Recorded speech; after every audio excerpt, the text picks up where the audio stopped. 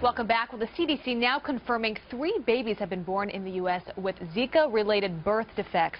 That number could rapidly grow. The agency is currently tracking 234 cases of pregnant women diagnosed with the virus here in the U.S.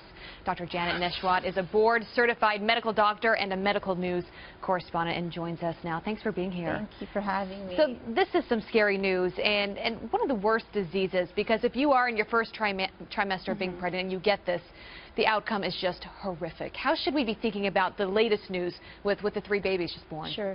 It definitely can be horrific. And what we need to know is the Zika virus is a mosquito-borne virus.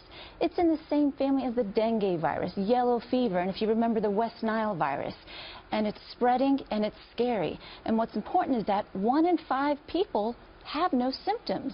But right. Those symptoms that you have, fever, rash, body aches, pink eye, conjunctivitis, that can be perfectly fine for people that aren't pregnant. But if you're pregnant, then it can be very detrimental. And it's not just women, it's men. And from what I've heard, tell me if I'm wrong, that it could stay in a man's body much longer than a woman.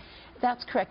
It's possible that can happen. That's why we found out recently that the Zika virus can be transmitted sexually. So they say postpone pregnancy by about 6 months.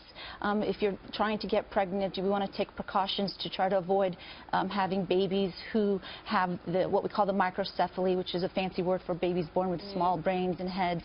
And also some are having miscarriages as well. Horrible. So we're leading into the summer months, the hot, muggy summer months. You think about places like Florida, like Texas.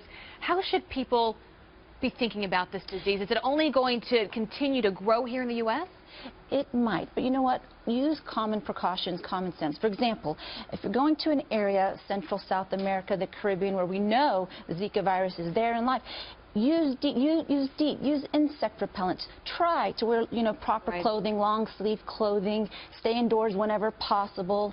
So there's lots of things that you can do to try to protect yourself, but it's most important, if you are pregnant, to try to avoid travel to these areas where the Zika virus is on the rise. And no vaccine at this point. There's no vaccine right now, but it is in the works. It is undergoing research, and I think I'm very hopeful that, soon that will be available and be able to protect a lot of people. Such scary stuff. Dr. Neshwat, thanks for being with us. Thank you for having me.